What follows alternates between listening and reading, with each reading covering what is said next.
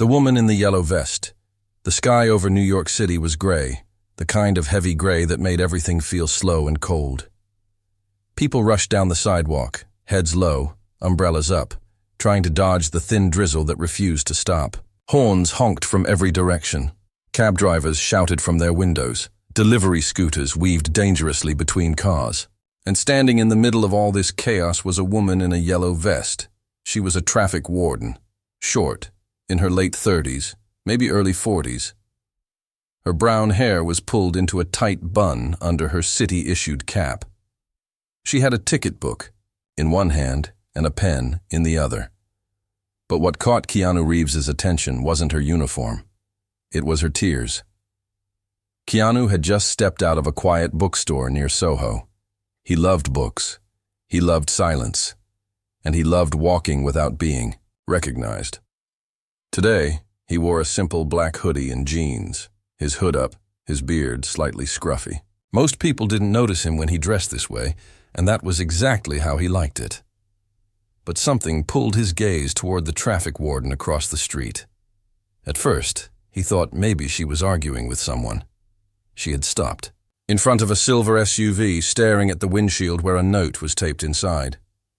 Then she just stood there, frozen, her pen shaking. And then, slowly, her shoulders started to tremble. It wasn't just rain hitting her cheeks. It was something deeper. Something cracked open. Keanu didn't know why, but he started walking toward her. She didn't notice him at first. She was too busy staring at the car, blinking hard, trying to suck the tears back in.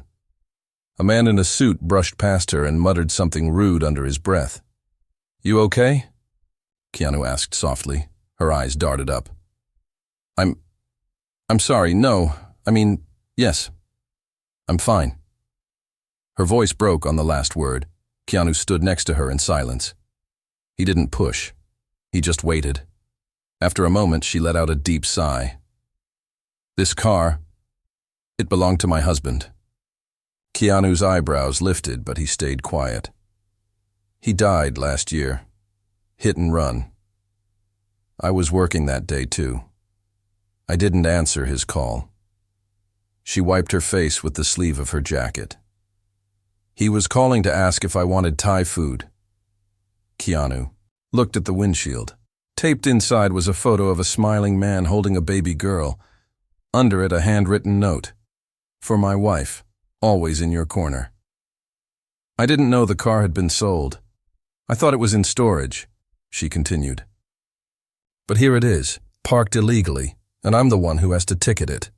A beat of silence passed between them. Keanu spoke quietly. "Don't ticket it." She laughed bitterly. "I have to. It's my job. My supervisor watches me from the cameras." "What's your name?" he asked. "Lucy." "Lucy, can you walk with me?" She blinked. "What?" "Just walk with me. For 10 minutes. Lucy hesitated. She looked up and down the street, then back at him. There was something kind in his eyes, something steady. "Okay," she said, almost whispering. They walked. Keanu didn't say much. He let her talk. She told him about her daughter, Mia, who was 6 and loved drawing unicorns.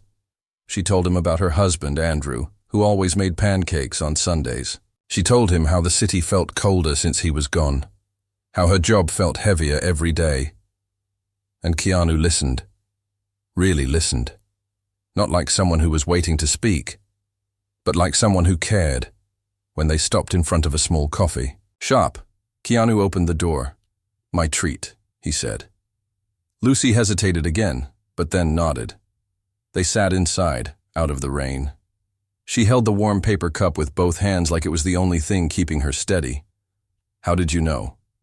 she finally asked. "How did you know something was wrong?" Keanu shrugged gently. "I've cried in public before." She smiled, just a little. "Really?" "Yeah. People don't always notice, or they pretend they don't. But when someone does, it matters." Lucy nodded slowly. Her fingers traced the rim of her cup. "You know," Keanu continued, When my sister passed, I kept going back to the coffee shop she loved, even though it hurt. Sometimes we go to the places that remind us, not to feel pain, but to feel closer. Lucy's eyes welled again, but this time the tears came softer. Not like before. Outside, the rain had finally stopped. She looked at him carefully. "Who are you?" He smiled. "Just a guy who likes books."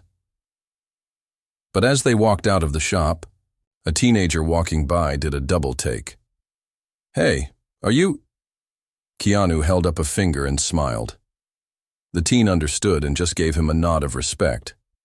Lucy looked at him again, realization slowly forming.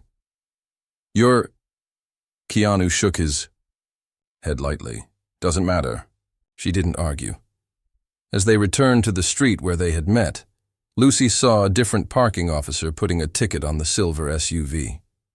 Before she could say anything, Keanu walked up to the officer and said, "Hey, would you mind skipping that one? It's important." The officer raised an eyebrow. "And you are?" Keanu just smiled and whispered something in his ear. The officer froze, then slowly peeled the ticket off. "Yeah, okay, sure." Lucy's mouth dropped open slightly. "What did you say to him?" "Just asked him nicely," Keanu said. A second later, his phone buzzed. He glanced at it. "I need to go, but if it's okay with you, I'd like to meet your daughter sometime. Maybe bring some coloring books?" Lucy didn't speak. She nodded, overwhelmed. Keanu handed her a small slip of paper. "This is the number of someone I trust. Anything you need, just call. Anything." Then he turned and disappeared into the flow of the city. Lucy stood there, holding the paper in one hand, her other hand resting on her chest over her badge. Something had shifted, and she didn't know it yet. But tomorrow, everything would change. A name on a napkin. The next morning, Lucy stood in front of her bathroom mirror, staring at her reflection. Her eyes were a little swollen from crying the night before, but her heart felt different. Lighter. Like a door inside her had opened just a little. She kept glancing at the small folded napkin sitting on the counter, the one Keanu had scribbled a number on. She hadn't told anyone yet. Not her mother, not her friends, not even her supervisor. She didn't know how to explain it. Anyway, how do you explain that one quiet man, a stranger, listened to you for 10 minutes, and somehow that made you feel human again? Lucy left the napkin on the counter, kissed her daughter Mia goodbye, and headed back into the city. By noon, the streets were packed. Construction on Fifth Avenue made traffic worse than usual. She handed out 5 tickets before lunch. One man cursed at her. One woman yelled that she was heartless. Lucy swallowed every insult with the same tight-lipped silence she'd practiced for years, but her hands trembled more today. Every time she passed a silver SUV, she felt a punch in her chest. Her husband's photo still haunted her mind, and she still didn't know why that exact vehicle showed up yesterday, right in her section after all this time. Around 2 p.m., Lucy's radio crackled. "Unit 23, supervisor wants a word." She sighed and clicked the radio. Copy. She walked briskly down to the corner where her supervisor, Mr. Donahue, waited in his city jacket. He was a tall man with stiff posture and a habit of squinting when he spoke. "Lucy," he said flatly, "you didn't issue a citation to a vehicle yesterday. Camera caught it." She froze. "Silver SUV. License 9ZLM445. "Yes, sir," she said carefully. "I didn't think it was right." His brow furrowed. "We don't make emotional decisions. We follow code." Lucy bit her lip. He looked at her harder. "What happened?" She didn't know what to say. The truth sounded unbelievable. "Someone convinced me to leave it." "Someone?" "Yes. Just a man. A stranger." Donahue narrowed his eyes. "Did he threaten you?" "No. He listened." "What?" "He listened. To me. That's all." Donahue exhaled through his nose and scratched his head. This city doesn't run on feelings, Lucy. Maybe it should, she said quietly. For a long second, neither of them spoke. Then he handed her a warning slip. One more time like that, and it's your final notice. We can't afford to lose discipline. She nodded silently, folded the slip, and tucked it in her vest. As she walked away, her fingers brushed against the folded napkin again. She hadn't called the number. But maybe it was time. After her shift ended, Lucy sat on a bench in Central Park. The trees were just beginning to turn golden, their leaves fluttering in the soft breeze. Kids laughed in the distance. An old man played the saxophone near the fountain. She stared at her phone for a full 10 minutes before dialing the number. It rang once, twice. Then a calm voice answered. "Hello?" "Hi," Lucy said softly. "My name is Lucy. Keanu gave me this number yesterday." There was a pause. "Hi, Lucy. My name is Beth. I'm his assistant. He told me you might call. How can I help?" "I don't know. I don't want anything. He said I could." "Of course. He wanted you to know that if you ever needed a break or help with anything, personal or work-related, we could try to support." Lucy blinked. "Why? He doesn't even know me." "He doesn't. Do it for everyone. Only when something moves him." He didn't explain much, but he said, "Just make sure she knows she matters." Lucy covered her mouth with her hand, holding in a gasp. "Do you have a daughter?" Beth asked gently. "Yes.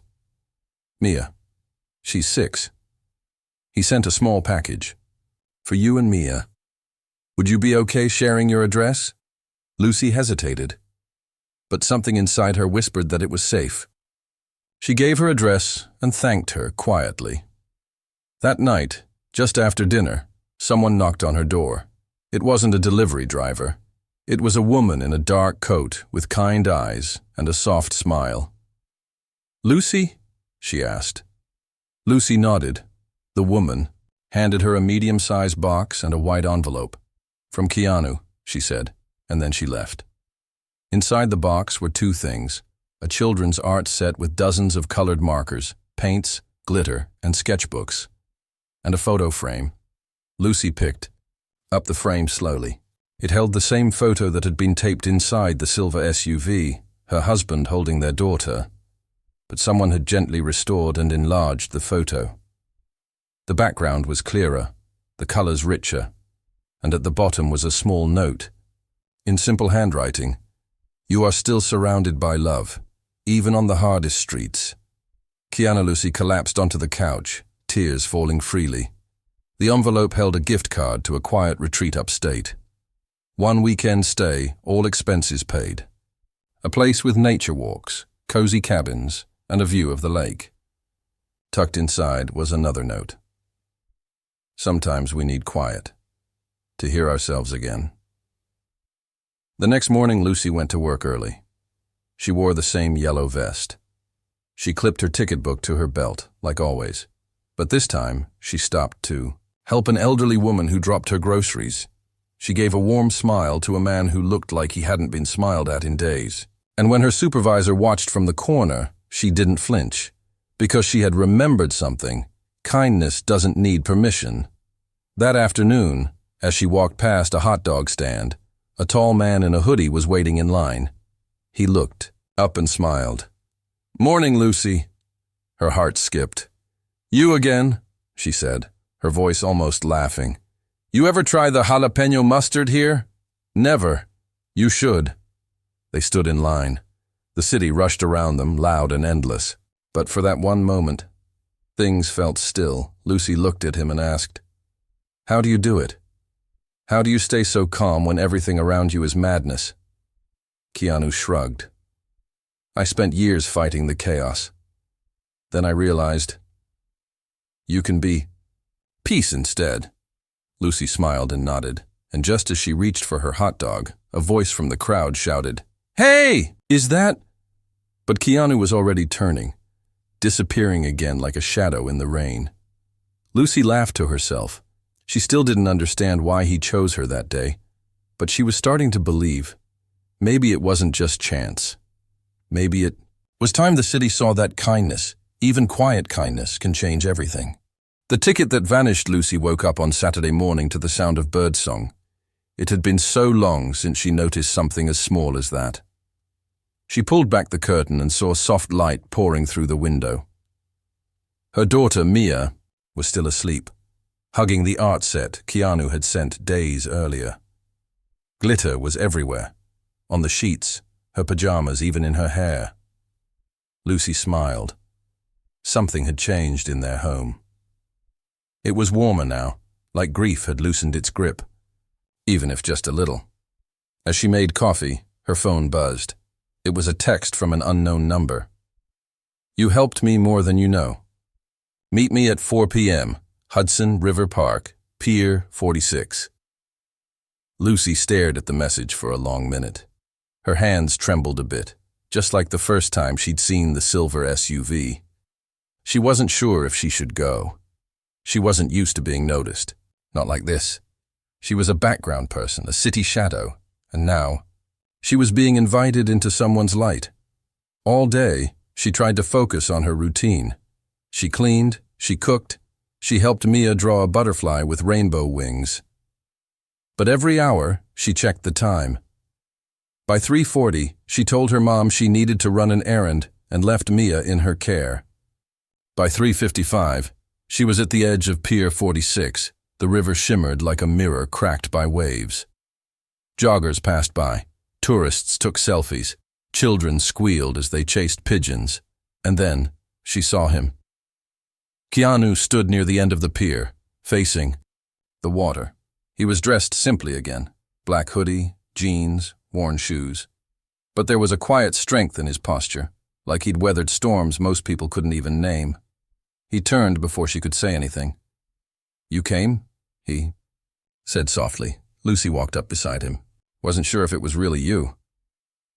"Me neither," he smiled. They stood there for a few seconds, just listening to the water. "I've been thinking," Keanu said, his eyes on the horizon, "about how small actions ripple. You didn't give that car a ticket, and instead of getting in trouble, you got seen. By me, by your daughter, by yourself." Lucy looked at him, confused. "You make it sound like I did something brave." "You did," he said, looking her in the eye. "Most people do what they're told. You followed your heart, even when the rules said not to." She looked down. "I almost got fired, but you didn't." Lucy nodded slowly. "Why me?" Keanu took a deep breath. "When I saw you that day, I saw myself. I've lost people too. I've stood in the middle of the street trying to pretend I wasn't broken inside." His voice cracked just slightly on that last word. Lucy placed a hand gently on the rail. "I didn't know anyone could see that kind of pain." "I did. Because I know what it looks like when someone's holding it all together with string." Long silence stretched between them. It wasn't awkward. It was honest. "I want to show you something," Keanu said. He handed her a sealed envelope. Inside was a printed article from a private online publication. It was about a new charity, initiative, Project Mercy Street, a small team helping public workers facing hardship. The article listed no big names, no photos. Just stories of quiet help. Someone's rent paid, a child's school fees covered, a week of groceries delivered to a grieving widow. Lucy's eyes widened. This is you?" "Part of it," he said. "Why me?" Keanu leaned on the rail. "Because you remind me that pain doesn't have to make us bitter. It can make us better. And I think you could help." Lucy blinked. "Help with what?" "The next person like you. The one crying on a sidewalk while everyone else just walks by." Her voice trembled. "But I'm just a traffic warden." "Not anymore," he said. "You're someone who's been through fire and still knows how to be gentle." Lucy stared at him, trying to process it all. She had never been invited into anything like this. Never been trusted with more than a shift schedule and a stack of ticket books. I don't have a degree. I don't even know how to do this. You'll learn. Just like I did. Lucy looked down at the article again. Can I think about it? Of course. They watched the sunset together. The orange sky kissed the tips of the buildings, and for a moment, Lucy forgot the city's noise. All she could hear was the quiet hope returning to her chest. As they were about to part ways, Keanu handed her a small black notebook. Write in this. Anything. Thoughts, memories, things you notice. It helps. She nodded, holding it close, like it was made of gold. One more thing, he added. Do you remember the silver SUV? Of course, she said. How could I forget? Keanu smiled softly. I bought it. Lucy gasped.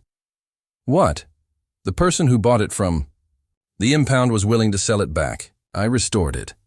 It's yours now. Her knees almost gave out. You didn't have to... I wanted to. Some things belong home. Lucy burst into tears. For once, she didn't try to hold them back. Keanu gently placed a hand on her shoulder. Let it out, and she did. Later that night, she parked the silver SUV outside her apartment. She sat in the driver's seat, holding the steering wheel, feeling her husband's spirit all around her. Then she turned to see Mia standing on the sidewalk, staring in wonder. Mommy, Mia said, is this Daddy's car? Lucy nodded. Mia climbed in, her little fingers tracing the dashboard. It still smells like pancakes. Lucy laughed through her tears. She didn't know what tomorrow would bring. She didn't know what this new journey would mean. But she knew one thing for sure. Someone had stopped to see her. Not as a worker, not as a problem, not as a face in the crowd, but as a human. And that one moment was rewriting everything. The meeting that changed everything, Monday morning, arrived with clear skies and cool wind. New York City, as always, moved like a living machine. Buses roared, trains rattled underneath, and a million shoes clicked and shuffled along the concrete stage of life. But for Lucy, everything felt different. She didn't wear her yellow vest that morning. Instead, she wore a simple blouse, dark jeans, and a nervous smile. The silver SUV, her late husband's car, was now hers again, legally, emotionally, and spiritually. She sat in the driver's seat, staring at the address Keanu had sent her last night. Come to this place. Meet the team. No pressure. But I think your story has more chapters to write. Key. The building was in Brooklyn, quiet and brick-faced, tucked between a record shop and a tiny bookstore. Nothing flashy, no signs. Lucy double-checked the address, took a deep breath, and stepped inside. The room was warm and filled with light. Wooden floors, plants in every corner, the smell of coffee drifting from somewhere nearby. A few people sat around a large table, laptops open, papers spread, voices low but energetic. They were all different, some in suits, others in hoodies, one in a wheelchair, another with pink hair and a piercing smile. Lucy hesitated at the door until a young man waved her over. You must be Lucy, he said. How did you... Keanu told us you'd walk in like a question mark.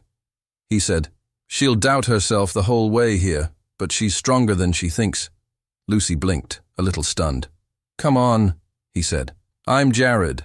I handle logistics. And that's Maggie, our mental health lead. And the guy sleeping on the beanbag is Dev. Don't worry, he codes in his sleep. They all smiled at her. Not out of pity, not out of curiosity. It was respect, pure and simple. Then she saw him. Keanu stepped out of a back office, holding a cup of tea. Lucy, he said with that calm tone. Glad you made it. She smiled. Me too. He showed her around, introducing her to the team. They weren't part of a giant corporation. They weren't backed by some billionaire tech mogul. They were just people who had all been broken once and decided not to stay that way. Each one had a story. Maggie lost her brother to depression. Jared had lived on the street for a year after a fire destroyed his home. Dev had survived a car crash that left him unable to walk for 6 months. And Keanu? He didn't speak much about himself. But everyone in the room knew he'd carried more grief than most could imagine. They called their mission Mercy Street. It wasn't about charity, it was about dignity.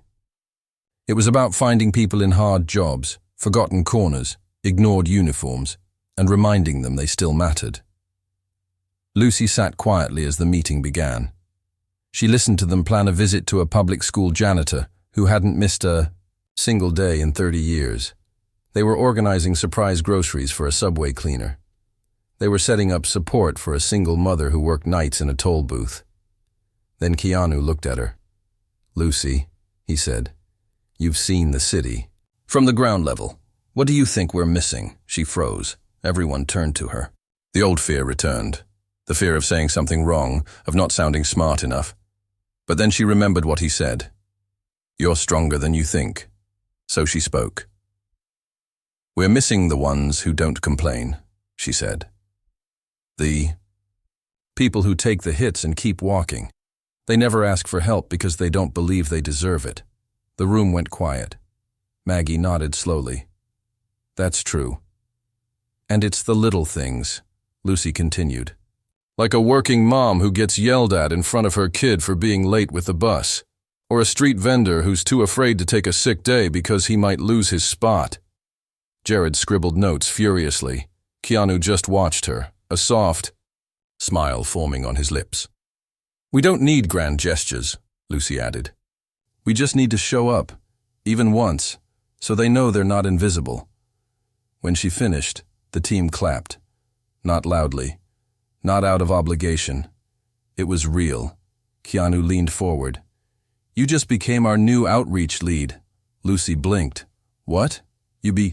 Speak their language, because you've lived it. You've walked it." "But I'm not qualified." "You're more qualified than anyone in this room." She didn't know what to say. Her hands trembled.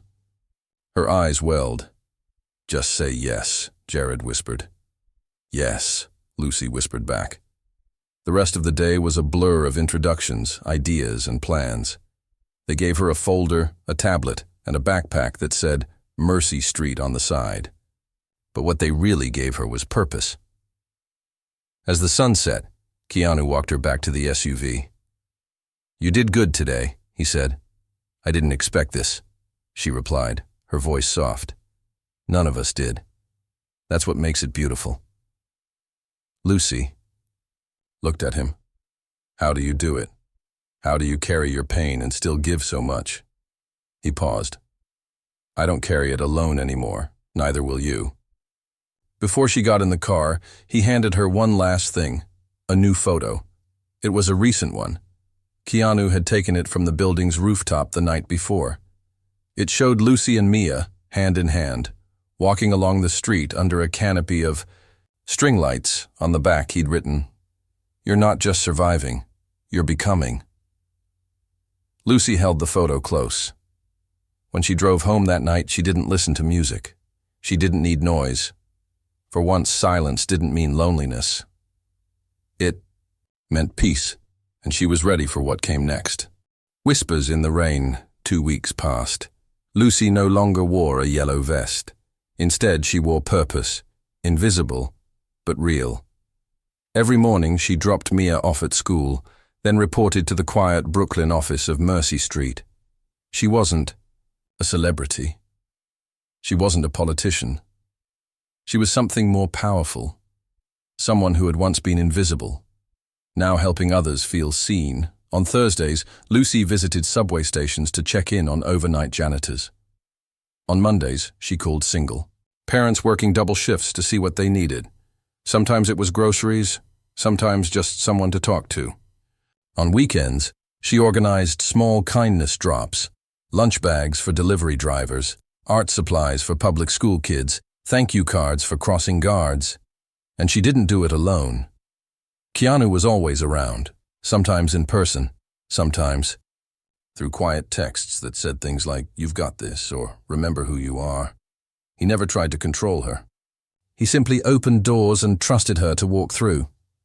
But not everything was smooth. One rainy afternoon, as Lucy stepped out of a senior center in Queens, she saw someone waiting across the street. Arms crossed, umbrella dripping. It was her, former supervisor Donahue. He didn't wave, didn't smile. He just watched. Lucy hesitated. She thought about ignoring him, about walking away, but something in her wouldn't allow it. So she crossed the street. "Mr. Donahue," she said. "Lucy," he replied. "So it's true. You're working with him." She nodded. "Yes, with Keanu. With Mercy Street." He shook his head. "You always had a good heart, but I never thought you'd walk away from structure, from order." "I didn't walk away from structure," she said calmly. "I walked toward meaning," he scoffed. "Meaning doesn't pay rent. Kindness doesn't fix the system." Lucy took a breath. "No, it doesn't. But it helps people survive the system, and that's a start." His lips pressed into a line. "Do you even know who he really is? Keanu Reeves? These celebrities, they come in like saviors and leave when it's no longer convenient." Lucy met his gaze. "He stayed when I was crying on the street, when no one else noticed. When you were watching from a camera and still did nothing." That stung. He didn't speak for a moment. "He doesn't do this for attention," she added. "He does it because he remembers what pain feels like. He helps because he knows what silence sounds like after a loss." The rain fell harder. Lucy stepped back, umbrella shielding her as water pooled around their feet. Donahue looked down, maybe remembering something, maybe realizing nothing at all. "Take care, Lucy," he said finally. "You too, sir." She turned and walked away, not angry, not proud, just steady. That evening she met Keanu at a small diner tucked under the Queensboro Bridge. He slid a mug of tea toward her as she settled into the booth. "You saw him?" he said. "How did you know?" "He called me this morning." Lucy looked surprised. "What did he want?" "To warn me." "Said you were too emotional, that you wouldn't last." Lucy laughed bitterly. "Sounds like him." Keanu smiled faintly. "I told him you'd already lasted through things he couldn't imagine." They sipped in silence for a moment. "Do you ever feel tired of fighting?" Lucy asked. Keanu nodded slowly. "Yes, but I've learned something." "What?" "You don't have to fight alone. And sometimes you don't even have to fight at all. Sometimes just standing with someone, that's enough." Lucy stared into her cup. "Mia asked me today why people yell so much. She heard someone curse at a bike messenger and started crying." Keanu leaned forward. "What did you tell her?" "I told her some people are hurting and don't know how to say it right." He nodded. "That's true. But you know what's more powerful than anger?" "What?" "Being kind in a moment, when it's easier to be cruel." Lucy exhaled. "I'm trying." "You're not trying," he said. "You're doing."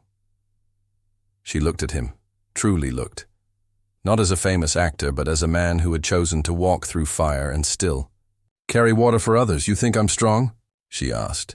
"I know you are." Outside, the rain softened. The neon signs reflected in the puddles like oil paintings. Lucy felt something shift again inside her. A memory surfaced.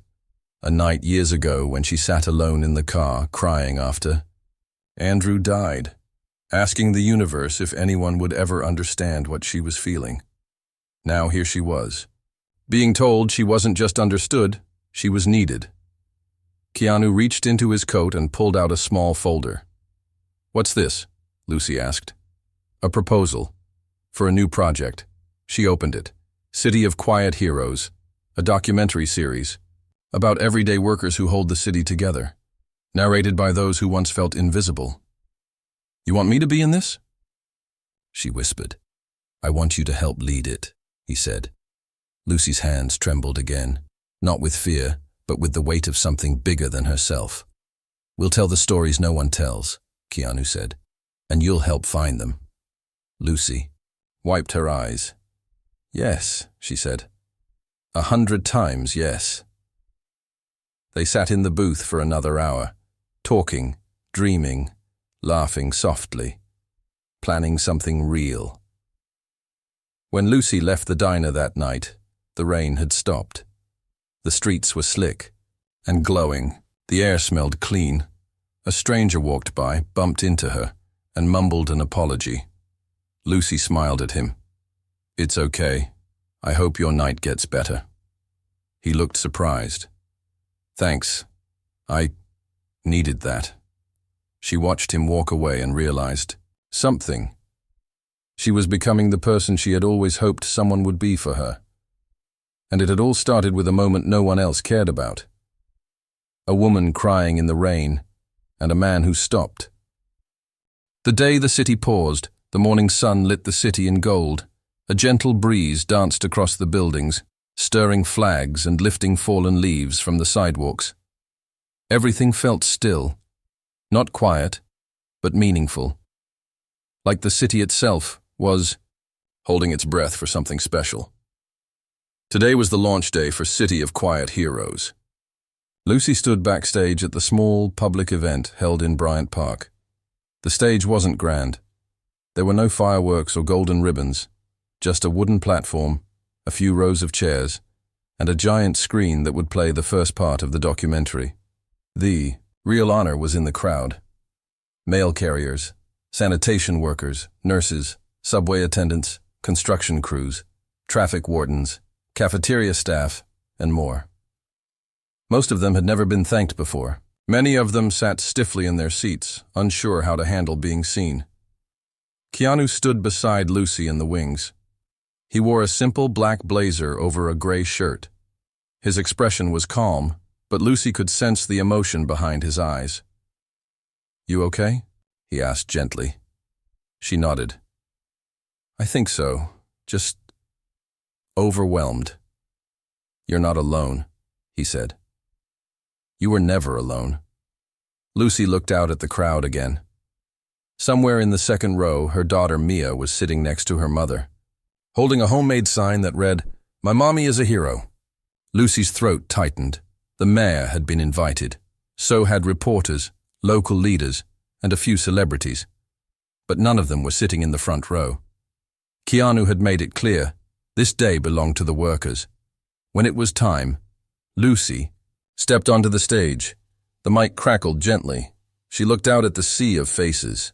The first time she'd stood in front of strangers like this, she would have trembled. Now, she stood tall. "Hi," she said. "I used to be a traffic warden. I wore a yellow vest and gave out parking tickets. People called me names. People shouted. But the hardest part wasn't the yelling. It was the invisibility." She paused. "I lost my husband in a hit and run, and I had to keep working like nothing happened. I cried on the street one day, and no one stopped." Her voice trembled, but she didn't fall. Except for one man. A stranger. He didn't offer advice. He didn't ask questions. He just stood beside me and said, "You okay?" She looked over at Keanu. He smiled softly. "That moment changed my life," she said. "Because someone saw me. And because of that, I learned how to see others." I joined Mercy Street, and today, with this team, we honor those who hold our city together, the quiet heroes. The crowd was silent, not because they were bored, but because they were feeling every word. "This series is not about saving people," Lucy said. "It's about recognizing them. It's about remembering that being kind, truly kind, is more powerful than we think." Applause followed. Not wild or staged. It was warm, long, full of meaning. The screen lit up. A short video played. The first story was of a subway janitor named Lewis, who cleaned the platforms for 27 years and hadn't missed a single shift. The second story was a lunch lady named Rosie, who made sure no kid ever went hungry, even if she had to cover meals with her own money. And then, the third story came on. It was Lucy's, a reenactment of the day she met Keanu. A soft narration said, "It takes one moment, one person, one choice to notice someone others pass by." When the video ended, the crowd stood in quiet awe. Tears fell, not because the film was sad, but because it was true. After the event, people lined up, not for autographs, not for selfies, but just to say thank you, not to Keanu, not to Lucy, to each other. A man in a delivery uniform hugged his daughter and whispered, "See, we matter too." A teenage girl walked up to a garbage truck driver and gave him a flower. A nurse knelt beside an exhausted-looking cop and said, "You're not alone anymore." Lucy stood off to the side, watching it all. She didn't need a spotlight. She just needed to know the light was spreading. Keanu stepped up beside her. "You did it," he said. "We did." She smiled. "What's next?" Lucy thought for a second. "We keep going. More stories, more people to find. And you're still ready. More than ever." He looked at her and said something she would never forget. "Grief breaks the heart," he said. "But kindness rebuilds it, brick by brick. And you, Lucy, you've built a whole new home for others." She couldn't speak. She just nodded, eyes glistening. Before he left, Keanu reached into his jacket and handed her a small silver pin. It was shaped like a city skyline, with a tiny heart at the center. "Wear it when you forget who you are," he said. That night, Lucy sat in the SUV, the one her husband once drove, and watched her daughter sleep in the back seat, still, clutching her hero sign. She smiled through her tears. A year ago, she was invisible. Now, she was a storyteller, a leader, a mother full of light. And it all began with one simple question. "You okay? Sometimes?" That's all it takes to change everything.